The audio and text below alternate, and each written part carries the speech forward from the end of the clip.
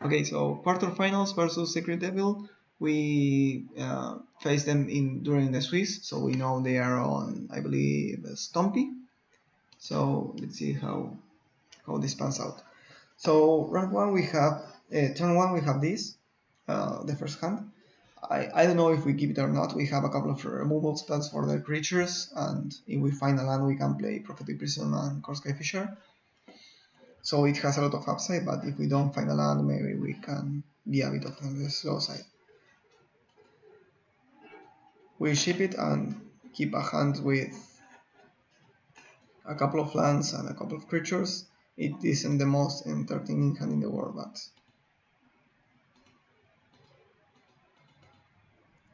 we put a redundant source on the bottom and we start it.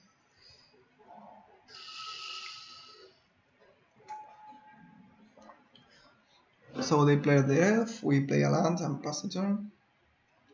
Here, since this is pre-board, we don't care about artifact removal, so we are going to play first the artifact lands for the Thoughtcast. They have a strong start, we only are casting Prophetic Prism turn 2, so they may be able to just win the game on the back of that. They even have a Hunger of the Holdback. We are able to remove a 2-2, but they still swing us for 8. And that's it. So they have a very strong hand, and we mulliganed. Maybe keeping the first hand was correct. I don't know. I don't like to gamble. If I don't have two lands, I may more often than not I just prefer to mulligan. But if we knew we were against Stompy, maybe a hand with two shocks is just good enough. In this case, we would have been able to just remove the Green Ranger, and they just had to play another 2-2 on turn 2, and we could kill it and maybe find a land. But yeah, so let's go to game number 2.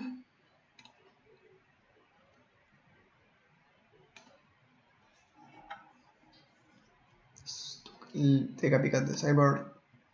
Here we remove again the Muldrifters and all the mixtures and the fling. Bring in the Shamans and the Low Missionaries and the Flag Bearers. So, stop here. So we keep a hand with 2 lands, a Thraben Inspector, a couple of cantrips. So this is a good hand, it could be anything. But we are going to churn through the deck very fast. Here we play the Prophetic Prism and pass the turn. They swing for 2, and it seems that they are stuck on land, so we are going to... This is an interesting play we do.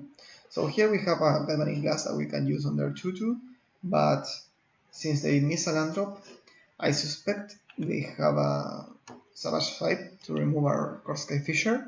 So what I do is to just play Dash Barons, play the Korskai Fisher, and have the Galvanic Blast for their creature when they do Savage Swipe. And in fact, this is what happens.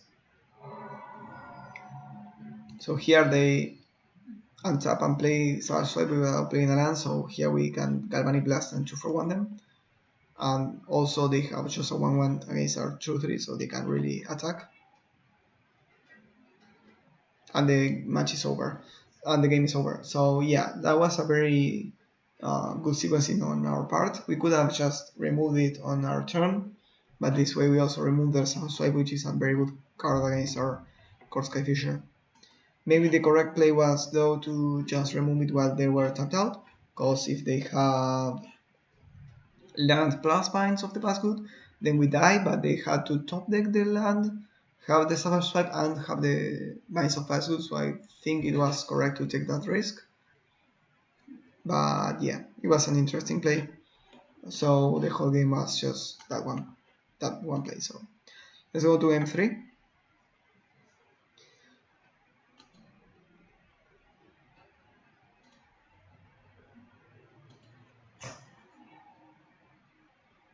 Here we have a land with a hand with Low Missionary, iDog, Galvanic Glass, and Family, so it is amazing.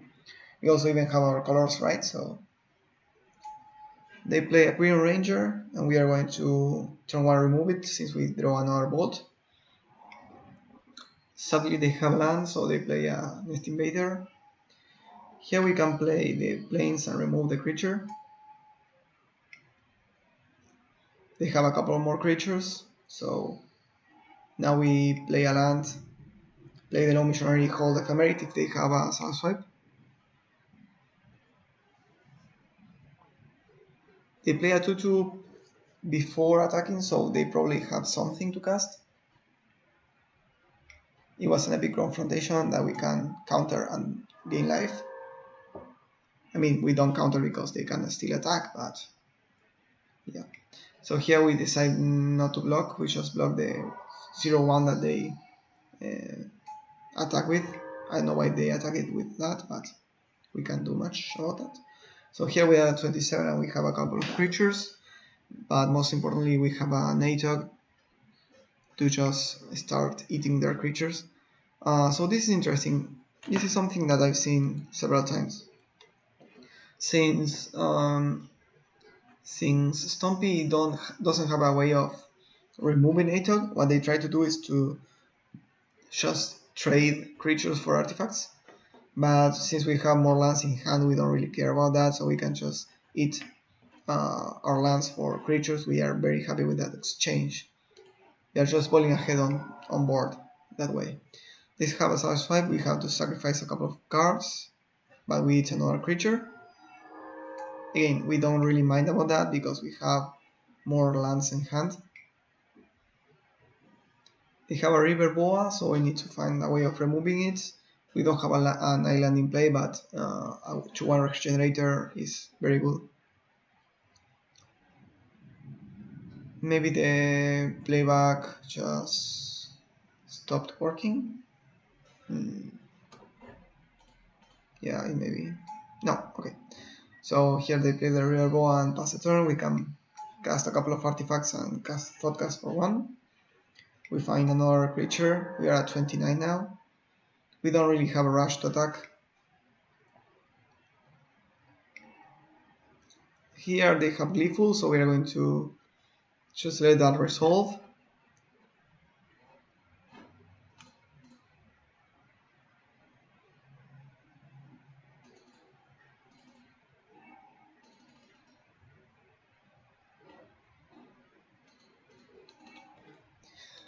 So yeah, they hit their artifacts, but we still have a ton of life, so we only need to find more.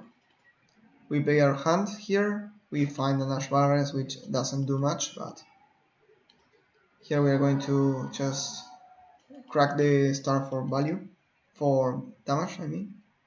Here they're swiping the Low Missionary, we don't have anything to do here, so yeah, just nice.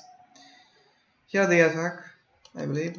We can block and make them regenerate, but doesn't make a lot of sense. Also, we are at 25 life, so we should be able to win the race. We find a Standard Bear, which is kind of okay. If they find another fight spell, then it's not going to do much, but here we can play the Korskai Fisher, bounce the Prism, and play the Standard Bear and pass the turn. So here we reach a standstill.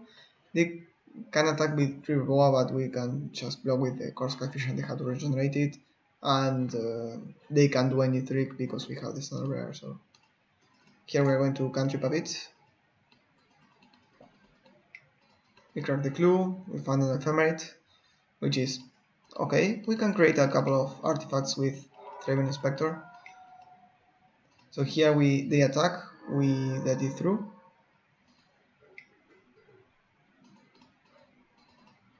They play a Pitskulk and another Ball Scourge. Here we find a removal spell that we use on their River Boa since they are tapped out. And we play the land probably and pass the turn. We can't continue attacking with Korskai Fisher because we are losing the race here. So these two creatures can attack and gain life. So we draw another artifact. So soon we are going to start presenting lethal with ATOG. Here we are deciding whether we want to use Ephemerate or not. We do because we can start attacking with H-Dog and trading clues for creatures. So this is a very interesting play. The way this works is that we are going to start attacking with H-Dog. They have to block, and we each a clue for a Metal Sentinel, so it's a very good exchange. They can't really do any shenanigans because we have the Thunder Bear, so we just kill this creature and hold Galvanic Blast if they find a way of attacking, which they probably won't. They just find a land. We crack a clue, but we have another one, so again they have to block. We find a Korskai Fisher, we are going to bounce it Thraben and play it again. Crack a clue in case we find something interesting. We don't.